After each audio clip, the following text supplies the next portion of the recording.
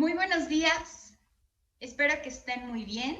Vamos a dar inicio al segundo día del 12º coloquio de Psicología Organizacional, el cual lleva por título La gestión de recursos humanos ante la nueva normalidad. Y el día de hoy nos complace tener a la doctora Erika Santamaría. Inaugurando este segundo día, me voy a dar a la tarea de leer su semblanza. La doctora Erika Santamaría es licenciada en Psicología por la Facultad de Psicología de la UNAM.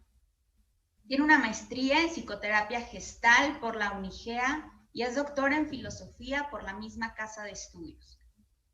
Además, es coach internacional, tiene un diplomado en Desarrollo Organizacional por el ITAM y diplomado en Empresas Sustentables por la UNITEC. Inició su carrera profesional en el campo de la psicología laboral en empresas de tecnología para posteriormente ocupar posiciones gerenciales y directivas en la industria minera y gráfica.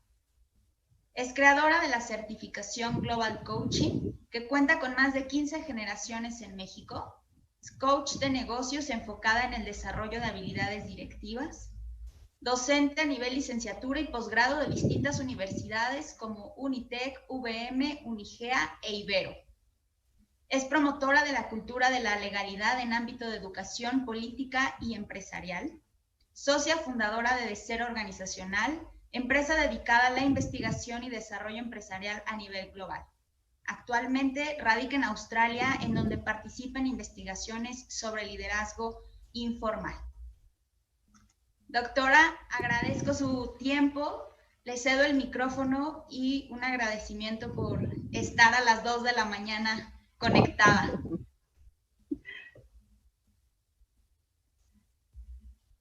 Perfecto, Ivonne. Pues muchísimas gracias por la invitación. Buenos días para todos ustedes. Un saludo grande desde este otro lado del mundo, donde dicen que hay más canguros que personas, pero bueno, les mando un afectuoso saludo. Muchísimas gracias por la invitación a este coloquio.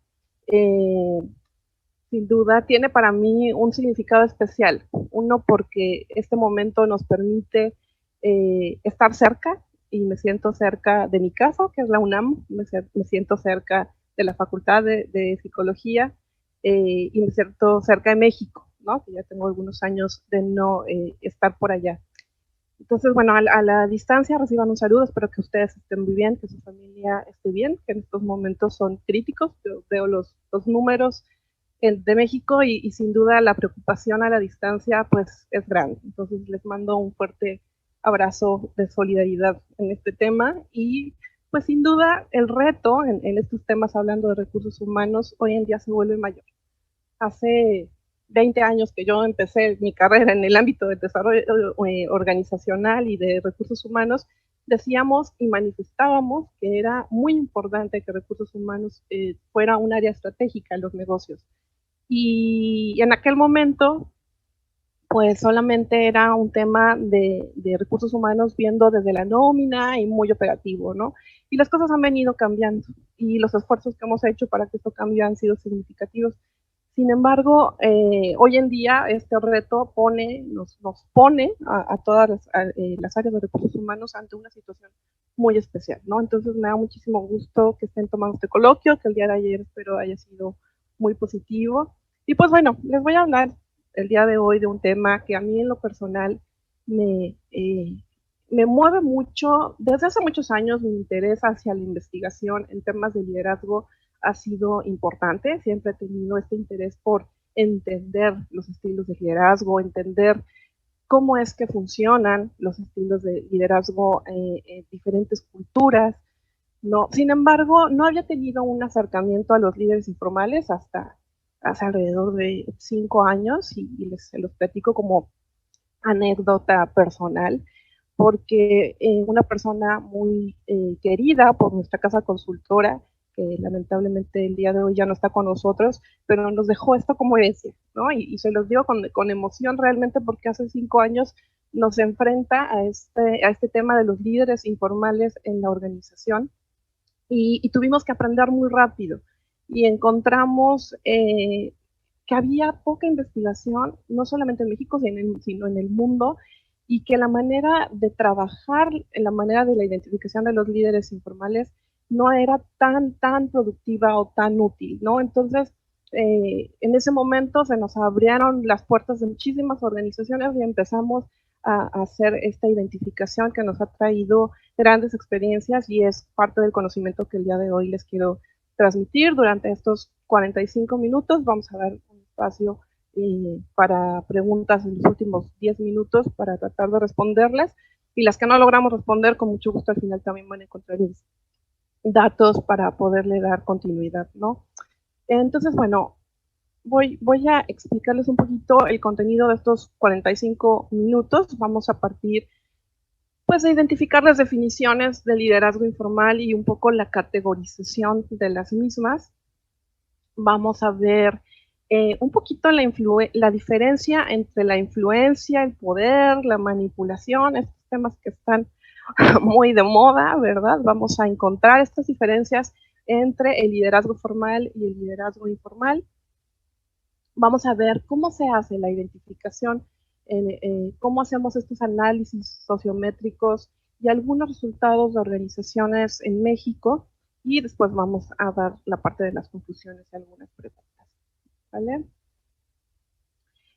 Les platico un poco esta definición, que realmente es una definición de nosotros, de nuestra casa consultora, pero un líder informal, por definición, es toda aquella persona que, sin tener una posición jerárquica, es decir, sin ser un jefe o un supervisor o un gerente o un director, o sea, no está dentro del organigrama en temas de jerarquía, dentro de una organización, influye de manera importante en los resultados de un equipo. Y bueno, como buena definición, él tiene este truco de decir de manera importante. Es ahí donde hay que poner atención. ¿A qué nos estamos refiriendo con que sea de manera importante? Esto quiere decir que una persona que no está dentro de la jerarquía de la organización hace o lleva a un equipo a un sitio donde por sí solo no podría llegar el equipo, ¿no? La principal diferencia, obviamente, entre el liderazgo formal y el liderazgo informal, pues es la estructura jerárquica.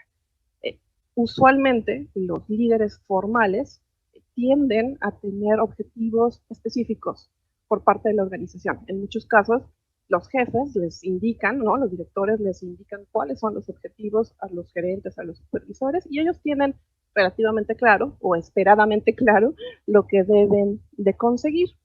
En el caso de los líderes formales, no tienen un objetivo marcado por la organización, sino que llevan a los equipos de trabajo a donde ellos creen que deben de ir. Entonces, no sé si me cachan esta idea principal, porque es muy diferente llevar a un equipo de trabajo donde yo creo que es lo mejor, hacia donde realmente es lo mejor para una organización. Saber lo que es realmente lo mejor para una organización parte realmente de una estrategia organizacional, y en muchas ocasiones estas estrategias de negocio o estas estrategias organizacional, como no las conoce la gente, pues no están alineadas, y esto tiene consecuencias, y por lo tanto el liderazgo informal tiene consecuencias tanto positivas en la organización, pero también negativas. Entonces hoy vamos a averiguar un poquito sobre estas dos líneas, de qué parte sí es positiva y qué parte puede llegar a ser negativa. ¿Vale?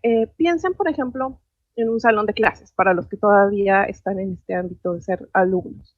Piensen en que el profesor es un líder formal, y los líderes informales, pues, somos aquellos que todos en algún momento fuimos líderes informales, ¿no? Y en los que convencen de no entrar a una clase, por ejemplo, ¿no? Y entonces, de alguna manera nos convencen y decidimos no entrar a esa clase.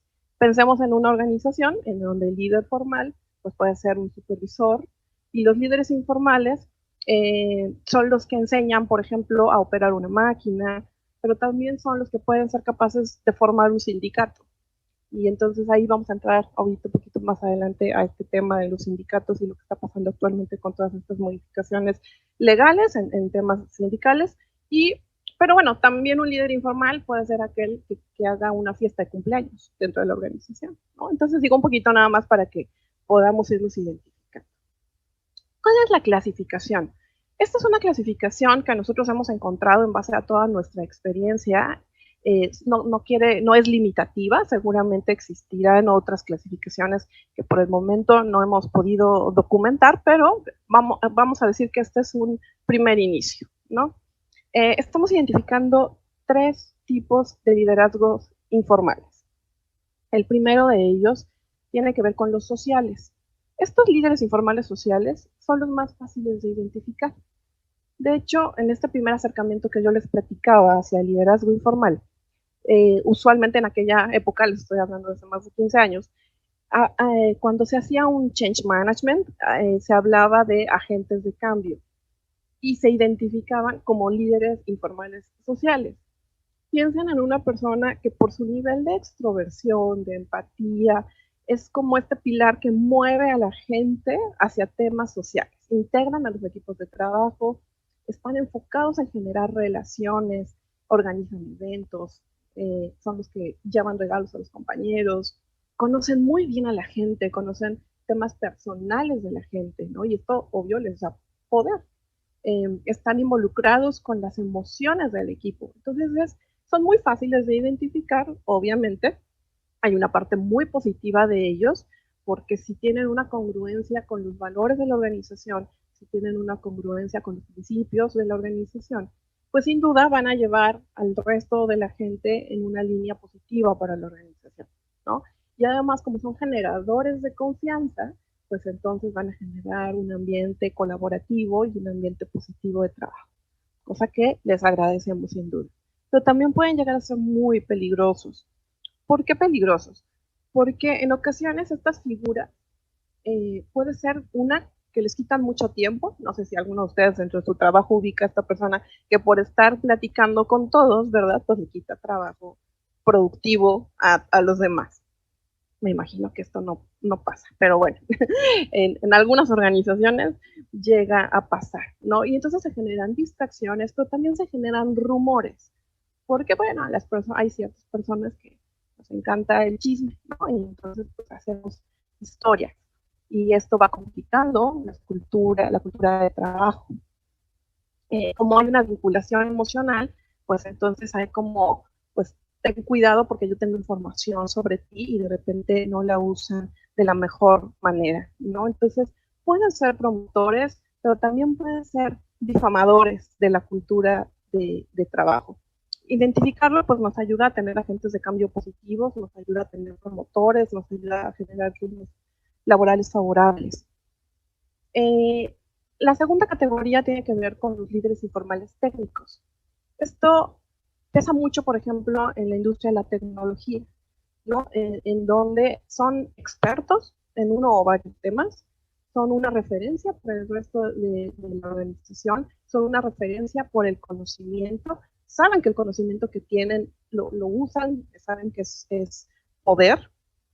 Usualmente son las personas que tienen mayor antigüedad en una posición, digo usualmente, no siempre, y su premisa justo es que el conocimiento les da este poder sobre los demás. Así que hay una parte positiva, porque sin duda pueden ser los maestros de otros, y esto nos ayuda muchísimo a gestionar el conocimiento de las organizaciones, pero también hay una parte negativa, y es que estos líderes técnicos a veces han venido haciendo las cosas de la misma manera durante todo el tiempo que llevan en la organización. Y resulta que esta manera, si bien funciona, puede ser que no sea la mejor. Y puede a veces tener vicios, malas prácticas, y entonces se heredan, porque como lo que heredan es conocimiento, pues se heredan estas malas prácticas, ¿no? Y se heredan ahora sí que sin filtro, ¿no? Entonces, ahí hay que tener muchísimo cuidado de cómo se gestiona el conocimiento. Ahora, también pasa algo con los líderes informales técnicos, que como hay un problema en la confianza, no hay relaciones de confianza, los líderes informales tienden a soltar la información de poquito en poquito, ¿no? Es como llega un nuevo integrante a una empresa y el maestro o el instructor o el líder informal técnico le va soltando la información de poquito en poquito, porque ¿qué tal si después se vuelve mejor que yo? ¿No? ¿Y qué tal si eso implica que me quite la chamba? Entonces, pues mejor no le digo todo. Esto es muy común encontrarlo. Entonces, esto, pues obvio, no es un líder técnico positivo. Entonces hay que ayudarlo a que se sienta seguro, ¿no?, del conocimiento que tiene y que lo pueda gestionar de una manera positiva, ¿no? La tercera categoría nos habla de los líderes de opinión. Estos líderes de opinión pueden ser en ocasiones los más difíciles de identificar, pero los que más influencia tienen. Son personas que mueven a la organización y a otras personas, eh, hacen y forman grupos movidos por ideales, representan movimientos, defienden los derechos de los otros, representan a los grupos. Los líderes sindicales pertenecen a esta parte de líderes de opinión. Suelen conocer muy bien los procedimientos de la organización, o sea, suelen conocer muy bien cómo funciona la organización. Entonces son muy, muy, muy hábiles, pero no siempre tienen una personalidad tan extrovertida o tan abierta como los sociales. Puede ser que estén más ocultos, pero su nivel de influencia de verdad es muy alto. Por eso es que a veces se complica su identificación, pero es muy importante que los podamos identificar. Hay una parte positiva de los líderes de opinión que es relevante comentarlo, porque los líderes de opinión pueden generar culturas de trabajo impresionantemente positivas, ¿no? O sea, cuando están alineados a los intereses de la organización, generan ambientes de trabajo colaborativos, pero además generan un nivel de engagement muy alto. Entonces, sin embargo, bueno, ¿qué pasa en la parte negativa? Digo, lamentablemente en México el tema de los sindicatos es todo un tema y no estoy en contra de los sindicatos, al contrario, estoy a favor de líderes sindicales que realmente conocen las necesidades de los trabajadores y que pelean por ellas. Estoy de acuerdo y es muy válido además levantar la mano cuando algo no nos gusta en la organización. El tema está en que pues no, la historia del sindicalismo en México no va por ahí, ¿no? Entonces, a veces estos líderes de opinión pues han metido en problemas severos a compañías importantes, llevándolos a temas de huelga, a temas complicados, ¿no? Entonces, bueno, estas son las tres categorías que nosotros por el momento hemos identificado y que estamos trabajando en la creación de modelos y sustentando todas pues, las características que pueda tener y cómo podemos identificarlos. Ahora bien, digo, no voy a quitar muchísimo tiempo en este tema, es un tema muy profundo. Yo de formación profesional, al ser filósofa, de repente me meto en cada tema muy complicado, pero vamos a pensar un poquito en la influencia, en el poder y un poco en el tema de la manipulación, ¿no? Como les decía en un inicio, en la definición entre las diferencias entre los líderes formales e informales, que es el peso del organigrama, en ocasiones se refleja algo que conocemos como poder, ¿no? O sea, los directores, los gerentes, los supervisores, por el hecho de tener la posición que tienen en el organigrama, por ende, tienen poder. Esto lo vemos reflejado en temas políticos, también es muy claro, ¿no? Y cuando pensamos en México y el poder, inmediatamente le añadimos una palabra que tiene que ver con el abuso del poder. Pareciera que al momento en el que te dan una posición en el organigrama, pareciera que tienes poder y que por lo tanto, como eres la autoridad, tienes el poder y se convierte en, no sé qué pasa con el ser humano, que en ese momento nos distorsionamos y empezamos a abusar por una extraña razón, ¿no? Pasa del jefe de tratar de comprender a sus colaboradores e influir hacia los resultados, pasa a el jefe que manda a hacer las cosas. Lo pongo en ámbitos del sistema familiar, porque también sucede en las familias, ¿no? ¿Cuántas veces no pasa que sus papás les pueden decir, el día de hoy no vas a utilizar el auto, por ejemplo, ¿no? Y después de una serie de tratos de negociación, lo último que terminan diciéndonos es, lo digo porque soy tu padre y lo vas a hacer porque soy tu padre, porque soy tu madre. Digo, es nuestro último recurso como padres o como madres, pero en ese momento estamos haciendo un abuso de poder, porque se nos acabaron las herramientas de negociación, ¿no? Y entonces ya no damos explicaciones, ya usamos la autoridad. No, no quiere decir que nunca lo debamos de hacer como padres, ¿no? Yo creo que hay un tema contextual que siempre es importante analizar, pero el tema es tener conciencia justo, porque esto ha traído consecuencias muy graves en las organizaciones y en general en el mundo, ¿no? O sea, cuando vemos esta situación por la que atraviesa el mundo y pensamos en los líderes formales que tiene el mundo, pues nos están quedando a deber, nos están quedando a deber a veces por un mal manejo del poder, ¿no? Y digo, insisto, no voy a entrar en temas políticos ni complicados, pero es importante tenerlo claro, porque ¿qué es la influencia? La influencia se manifiesta en el cambio del comportamiento de una persona resultante de las actuaciones del otro. O sea, ¿qué quiere decir esto? Yo al momento en el que les digo, les comunico, les comparto esta información, estoy influyendo en ustedes. Estoy influyendo si ustedes generan un cambio en su pensamiento o en su comportamiento, entonces hay una influencia. Si no pasa una modificación en su pensamiento o en su comportamiento, pues entonces no estoy influyendo en nada, ¿verdad? Entonces, todo el tiempo estamos influyendo en otros.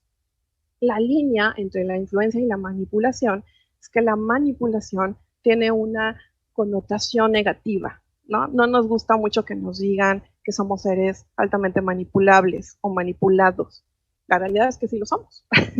Y bueno, está toda esta discusión y todos estos temas que se han puesto sobre la mesa sobre Facebook y cómo estos mensajes que llevan hacia la decisión de un voto, ¿no? Y cómo esto es manipulación. Y entonces hay una reacción del ser humano por decir, qué injusto que me manipules. Pero la realidad es que siempre somos manipulados. El tema está en hacerme consciente del mensaje que me estás dando y decidir hacia dónde me quiero mover de una manera responsable. De esa manera, la manipulación sería influencia y no manipulación. O sea, lo que quiero explicarles es que la manipulación tiende a estar en el marco de la inconsciencia. La influencia normalmente está en el marco de la conciencia. Ahora bien, la pregunta que yo les quiero dejar, una de las preguntas que les quiero dejar el día de hoy para que ustedes lo vayan meditando con los días es si es necesario el poder para influir o bien si ayuda, porque pareciera que el poder es una vía de ejecución para hacer que los otros hagan lo que nosotros queremos que hagan, ¿no? Pareciera que es esta vía. Pero yo no estoy tan segura que sea necesario. Todos influimos, a pesar que podamos tener el poder entendiéndolo como la parte de la autoridad, ¿sale? Solamente para acotar la definición, porque digo, hablar de poder es hablar de mil cosas, pero para poder acotarlo, es solamente podemos influir si tenemos autoridad. Pues no, ya lo vemos, ¿no? Y para eso me encanta esta cita que hace Dalí, porque dice, el secreto de mi influencia es que siempre ha sido que permanece en secreto. Estos son los líderes informales. Muchos de los líderes informales permanecen en secreto y su influencia a veces es mucho más alta que los líderes formales. Desde atrás, desde donde no se ven. De hecho, hay un fenómeno muy curioso en donde, y ahorita lo vamos a ver con algunos números, el 80% me parece de los líderes informales que hemos identificado, al momento en el que se les pregunta, oye, ¿quieres ser líder formal? O sea, imagínense a un operador de una máquina que le decimos, oye, ¿te interesaría ser el supervisor? Adivinen cuál es la respuesta. La respuesta es no, gracias. Yo estoy bien acá, yo estoy bien con mi máquina, yo estoy bien sin autoridad. ¿Por qué? Porque si me das la autoridad, me vas a volver el enemigo del resto. Si me das la autoridad, me vas a dar la responsabilidad y yo eso no lo quiero, ¿no? Entonces, es muy complicado esto que les acabo de mencionar. Ahorita vamos a hacer esta reflexión. Pero imagínenselo, les pongo un ejemplo que pasa mucho en las organizaciones, ¿no? Imagínense que su jefe les dice, pues hoy es cumpleaños de Anita, y pues resulta que Anita te cae realmente muy mal, pero te dice tu jefe, pues es cumpleaños de Anita y tienes que ir a la fiesta de Anita y además le tienes que comprar un pastel, ¿no? Y te lo da como una orden. Inmediatamente tu reacción pues va a ser de enojo, ¿no? Como de ¿por qué tengo que ir al cumpleaños y por qué le tengo que comprar si además me cae re mal? Y además hay una reacción ante la autoridad de ¿y por qué me das esta orden? Porque además de todo en México hay una particularidad en temas de la autoridad, ¿no? Hay una cierta paradoja en donde hay una resistencia a la instrucción o a la orden, así como de ¿por qué me estás mandando? Pero también hay un miedo a la sanción. O sea, también es como, híjole, pues lo tengo que hacer porque si no me van a correr. En la mayoría de las veces ni siquiera los corren, pero hay un miedo, ¿no? En donde es, híjole, me van a correr. En algunos de los casos sí hay organizaciones o personas que llegan a tomar decisiones en este tenor, pero lo que quiero en este ejemplo es que ustedes entiendan también esta parte de la relación con la autoridad, que en México es muy particular, ¿no? Eh, Sin duda, digo, no es ya gratis, viene de una falta de credibilidad y de confianza en las autoridades. Y hablo no solamente en las autoridades en temas políticos, hablo de las autoridades de mi jefe, mi papá, mi maestro, estas figuras de autoridad, la línea de la confianza, la línea de la credibilidad ha sido afectada y por lo tanto hay una reacción inmediata de ¿por qué me estás dando esta instrucción? ¿Qué realmente estás pretendiendo? ¿No? Nuestra cabeza empieza a trabajar en ese sentido, pero a la vez pues, sí me da miedo de las decisiones y de las consecuencias que esto pueda tener, ¿no? ¿Y qué pasaría en ese mismo ejemplo que les pongo del cumpleaños de Anita? Si llega una de sus amigas o amigos y les dice, oye, hoy es cumpleaños de Anita, sé que no te cae bien, pero nos estamos cooperando para su pastel y pues vamos a la fiesta porque pues yo sé que el próximo mes es tu cumpleaños y entonces vamos a hacer lo mismo por ti, ¿no? Digo, y aunque no nos lo digan verbalmente, no entendemos así y decimos, claro, sí, aquí está mi cooperación para el pastel de Anita, ¿no? Entonces, ese es un líder informal que nos convence de alguna otra manera, pero además porque también nosotros pensamos que a nosotros nos gustaría que eso nos hiciera en nuestro cumpleaños, ¿no? Y eso lo sabe el líder informal y te lo dice de esa manera y estoy segura que tú vas de una manera mucho más feliz que si siguieras el camino de lo que te planteaba tu jefe, ¿no? Entonces, bueno, es necesario el poder para influir, ¿no? Sin embargo, a veces pudiera parecer que facilita las cosas, ¿no? Bueno, voy a avanzar un poquito. En esta slide que ustedes van a ver en su pantalla, digo, quizá es un poco extremista la lámina, lo hago con la intención de generar reflexiones más que otra cosa. Vamos a hablar un poco de las diferencias entre el líder formal, pensándolo en temas de jefe, y el líder informal. ¿Qué pasa con el liderazgo formal? En ocasiones usa el poder para que las personas lo sigan. Porque soy tu jefe, tienes que hacer. Porque soy tu papá, tienes que hacer, ¿no? Utiliza este poder para que las personas lo sigan. Utiliza y existe esta parte del miedo a la sanción.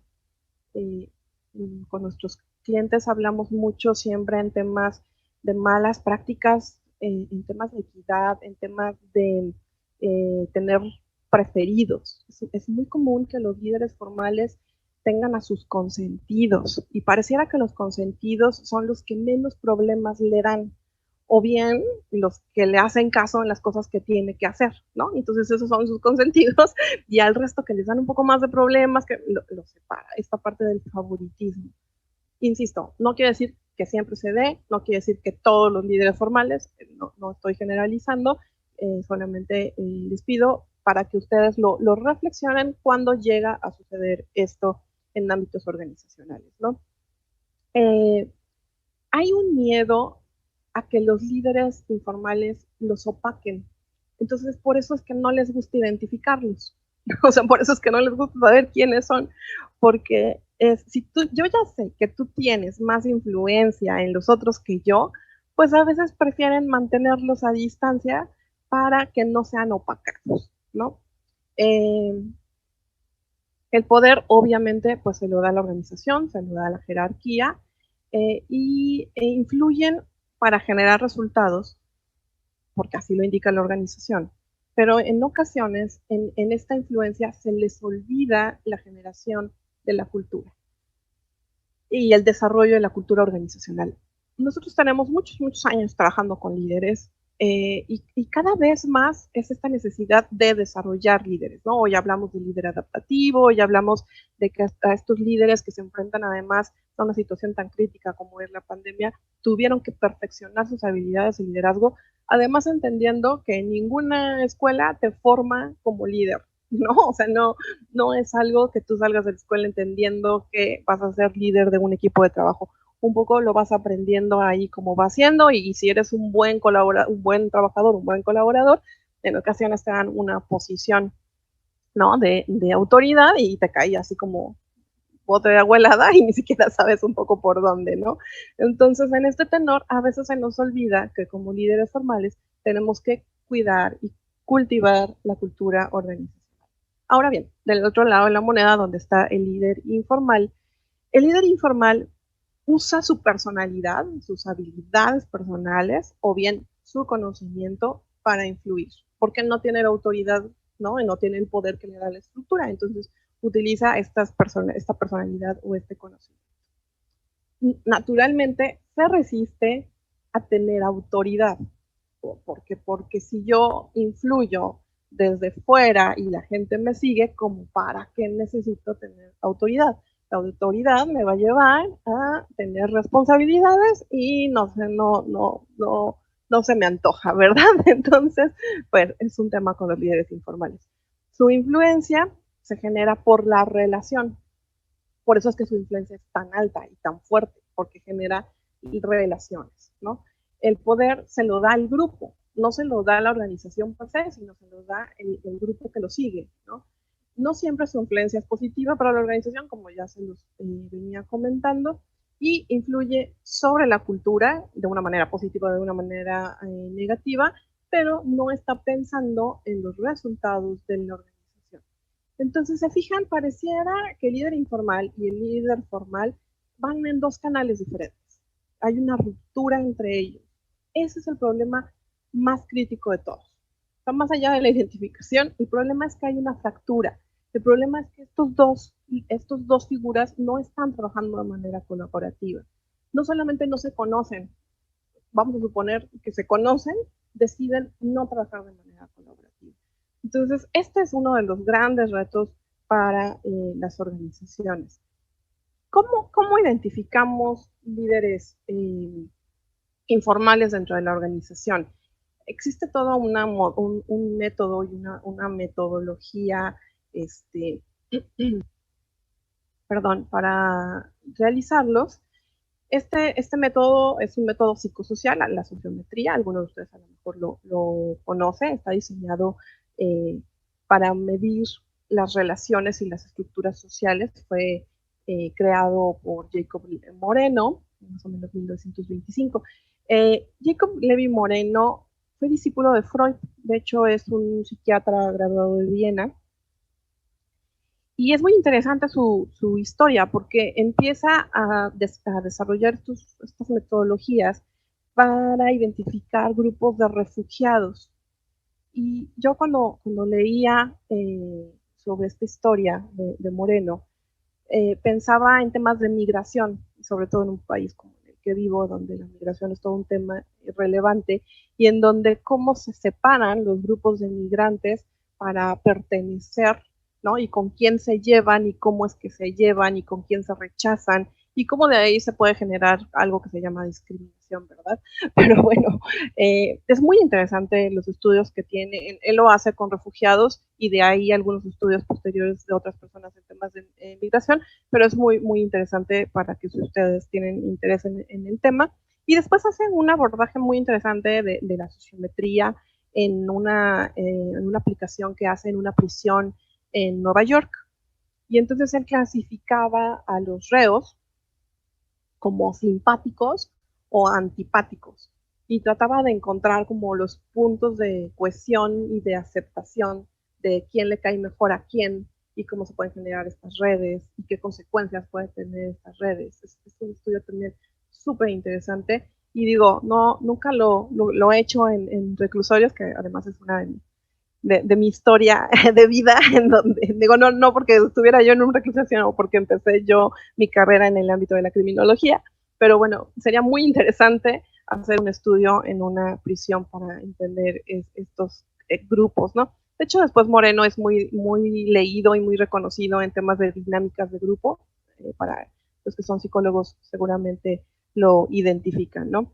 Entonces, bueno, ¿para qué se hace una sociometría y para qué se identifica esto? Pues para identificar quién influye en quién, ¿no? O sea, ya tengo identificado a un líder informal, es María, y María en quién influye, en cuántas personas influye María, quién vota por María y María a su vez por quién vota, ¿no? Y entonces se van generando estas células que son sumamente interesantes en su análisis y además si estas relaciones son positivas o si son negativas. Y bien, ¿cuáles son los impactos de esta dinámica que tiene el sistema? Que además, por ejemplo, si lo vemos en temas familiares, también es muy interesante ver una sociometría familiar y ver la dinámica que se tiene, ¿no? Esto se utiliza mucho en empresas familiares, por ejemplo, para hacer planes de sucesión. Se utiliza también mucho esto para identificar estas relaciones, ¿no? Y hay un fenómeno que nosotros lo determinamos como un fenómeno fantasma, que es dentro de las organizaciones, estas personas que están como hasta abajo de la sociometría, es decir, que nadie vota por ellos, que son como fantasmas, ¿no? O sea, así que nadie sabe que trabaja ahí. Este fenómeno fantasma, ahorita voy a entrar un poquito a detalle con él, porque es muy interesante. A veces las organizaciones solamente quieren analizar como al top de estos líderes, pero cuando vemos a estos fantasmas, está asociado, hay una correlación con personas que nos pueden estar ocasionando incidencias, nos faltan más, accidentes de trabajo. Entonces vale la pena también identificar, ahora sí que a estos fantasmas, para tratar de evitar un poquito esas fugas en materia de seguridad, por ejemplo, ¿no? ¿Para qué identificamos y cuáles son los beneficios de una identificación de líderes informales? Obviamente para la formación y desarrollo. Para la formación y desarrollo no solamente de los líderes informales, sino también de los líderes formales.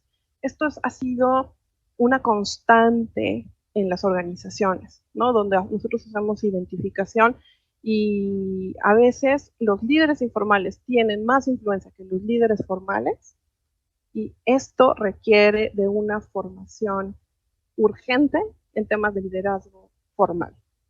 Esto pasa también en el ámbito social. Yo lo platicaba el día de hoy y decía, ¿qué tanto la carencia de líderes formales, y cuando hablo de carencia no es que no haya, hay un montón, ¿no? Pero de líderes formales positivos, estrategas, con todos los requisitos que se ha hablado del liderazgo formal, ante esta carencia surgen un montón de líderes informales, como lo puede ser un influencer, ¿no? Y en ocasiones pueden tener muchísimo mayor influencia que un líder formal. Entonces, ¿qué hacemos con eso? Pues capacitar y formar a líderes formales, perdón por la repetición de la formalidad, pero es muy, muy importante capacitarlos y desarrollarlos para que siempre tengan más influencia, no más poder, ¿vale? No más poder, más influencia. Y a su vez también se desarrollen tanto los líderes informales como los formales. Otro de los beneficios, pues obviamente es en temas de seguridad laboral. Esto ha sido todo un tema de cómo fomentar la seguridad laboral. Los líderes informales son una palanca sumamente importante para lograr seguridad laboral. Seguridad laboral, seguridad y salud, perdón, salud laboral, ¿sale? Mejorar temas de ambiente de trabajo, hacer temas de gestión al cambio, identificar este alto potencial dentro de las organizaciones, que pueden ser igual, ¿no? Líderes informales o formales, pero requiere de esta identificación, movilidad, planes de reemplazo, sucesión, perfilamiento sindical. Esto es algo en donde la mayoría de nuestros clientes utilizan este tipo de herramientas porque así tú puedes identificar quiénes son las personas que pueden llegar a estar en posiciones sindicales importantes. Entonces te da la oportunidad de capacitarlos, de enseñarles, de realmente hacer un aliado, organización, sindicato, y no un enemigo, ¿no? Entonces estos son 8 grandes beneficios. Perdón que vea el tiempo, voy a tratar de apurarme con estos números que son muy interesantes. ¿En qué pasa en México? ¿Qué pasa en México? Con una muestra, esta investigación la hemos corrido durante, pues, alrededor fue el año y medio, con más de 48,000 colaboradores en sectores empresariales, principalmente de bebidas y alimentos, sector minero, un poco la parte tecnológica, sector tecnológico, y también el sector educativo, ¿no? Entonces, con todo esto tenemos una muestra de un poco más de 48,000 personas. ¿Y cuáles son estos resultados? Fíjense. Un 5% de los líderes informales identificados, o sea, si logramos identificar al 5% de los líderes, influyen en más del 85% de la población restante. ¿Esto qué quiere decir? Que los líderes informales influyen muchísimo más que los líderes formales, por lo que identificarlos nos va a ayudar para llegar al resto de la población. Solo el 2% de estos líderes informales son metalíderes. Explico brevemente qué es el concepto de metalíder. Un metalíder es aquel líder informal que comparte las 3 características. Hablábamos, ¿se acuerdan? Liderazgo social, técnico y de opinión. Una persona que tiene las 3. Obvio, es un meta líder, porque es el líder del líder, ¿no? Es el líder informal del líder informal, por eso se llama meta líder. Solamente el 2% de los líderes informales tienen estas 3 características. Obviamente, al tener las 3 características, su influencia es mucho mayor. Esto era el dato que les decía hace rato. El 80% de los líderes informales no quieren volverse formales, porque no quieren tener la autoridad, porque no quieren tener la responsabilidad, porque no quieren verse, ¿no? Posicionados ante el otro. Es muy triste, porque sin duda habría que aprovecharlos, ¿no? Pero tampoco los podemos obligar, ¿verdad? Habría que entender el por qué no quieren y generar lazos de confianza que los lleven a desarrollarse dentro de las organizaciones de una manera positiva y a no tener una fuga de talento, ¿no? Que también esto puede ser consecuencia de esta parte. Bueno, los líderes informales representan un 30% más que los líderes formales. Esto es un tema muy importante, digo, siendo mujer, no me considero feminista, pero siendo mujer, este tema se los pongo sobre la mesa para que como mujeres pensemos qué está pasando en esto, qué está pasando en estos temas. Yo en los últimos foros que he estado hablando y en los últimos grupos en los que he estado involucrada en temas de liderazgo, siempre en un 80-90% sigue siendo de hombres. Digo, no tengo nada en contra de los hombres.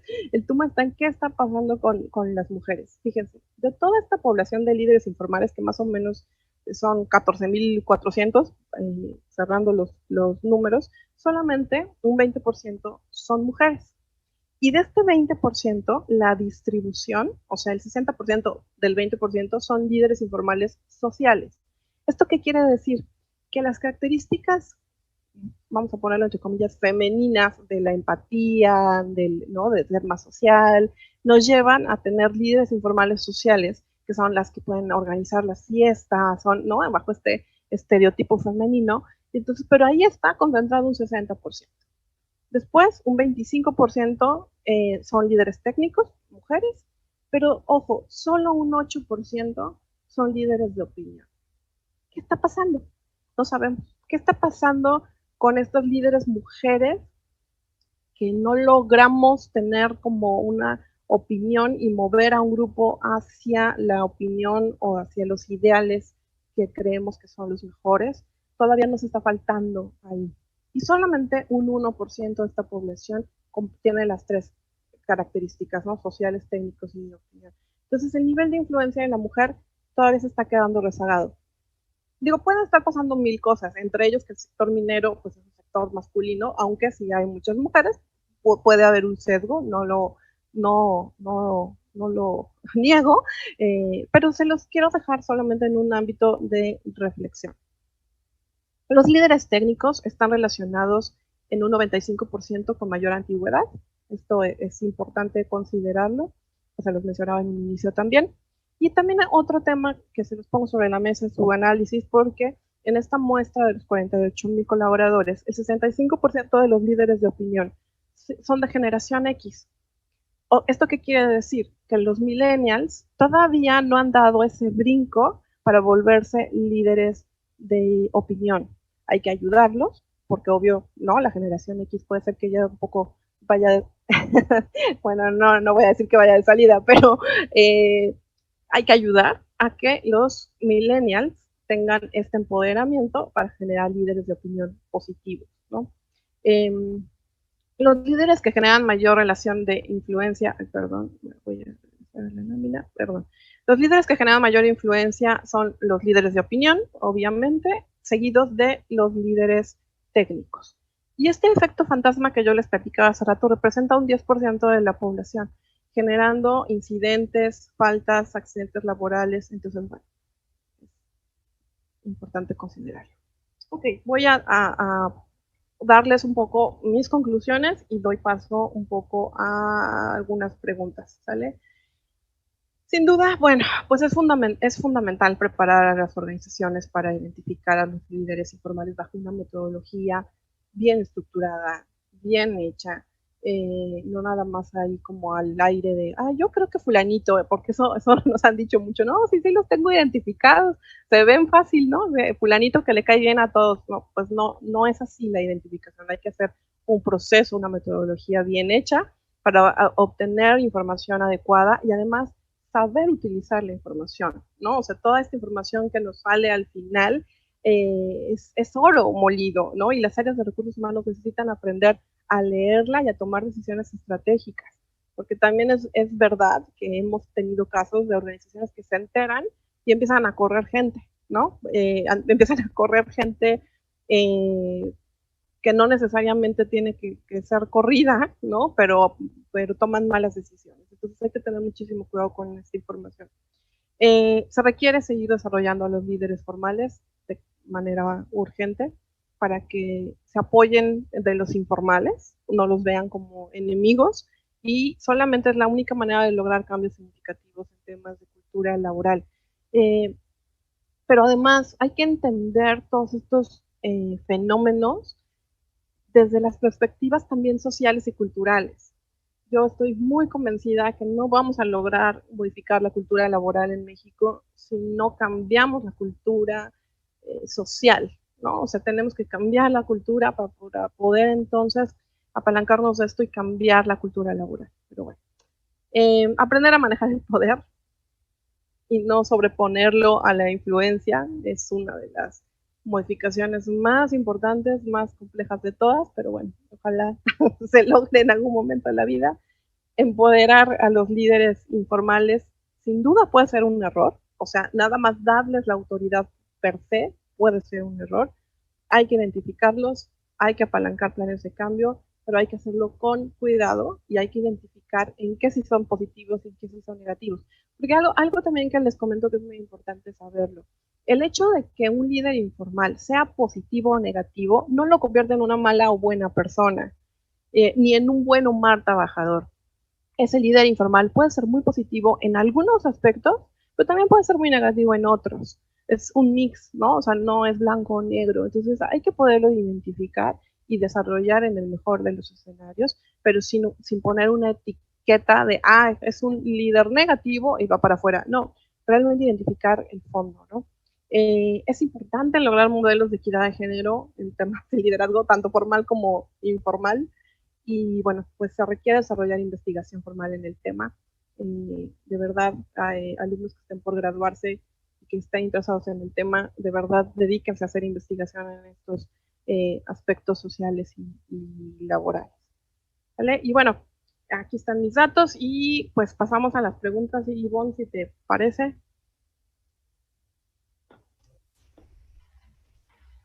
Muchas gracias, doctora.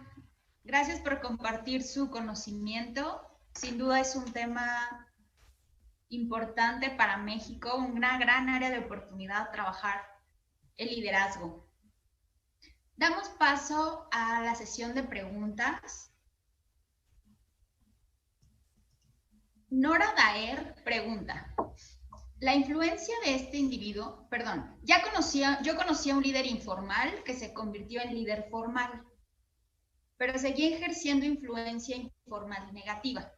Iba desde tener relaciones románticas con otros colaboradores hasta decidir quién era promovido o recortado, aunque no era parte de su rol. La pregunta es, ¿cómo podría un profesional de recursos humanos identificar a individuos como él?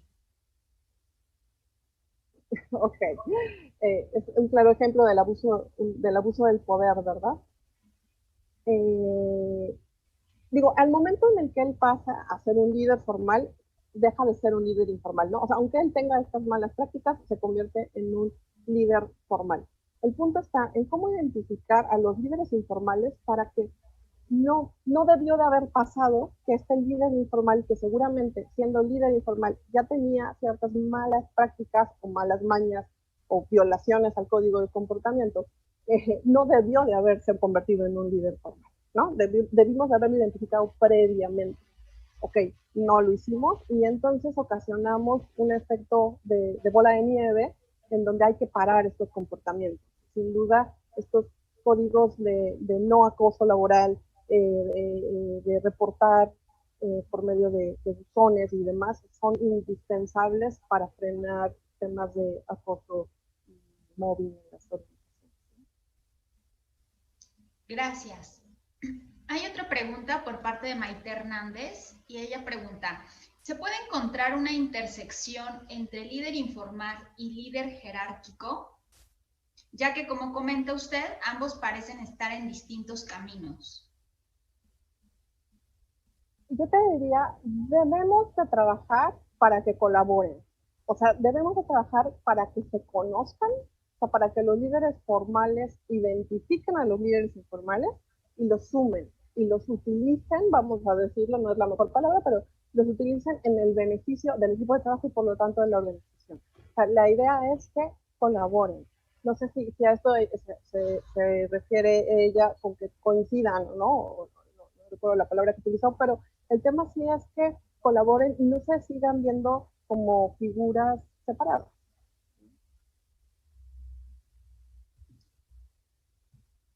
Bien, pues por el momento no hay más preguntas, pero sí hay muchas felicitaciones y agradecimientos por la gran ponencia. Nuevamente agradecemos su tiempo, su conocimiento y esperamos compartir más espacios con usted. Desde acá, desde México, desde el otro lado del mundo, le enviamos un fuerte abrazo y un fuerte aplauso para usted, doctora. Muchísimas gracias. Igual les mando un fuerte abrazo. Cuídense mucho, por favor, manténganse sanos. Por favor, mejoremos esta situación en México. Estoy a sus órdenes. En cualquier duda, comentario, está expuesto mi correo electrónico. Y bueno, un gusto estar con ustedes y muchísimas gracias por la invitación. Muchas gracias.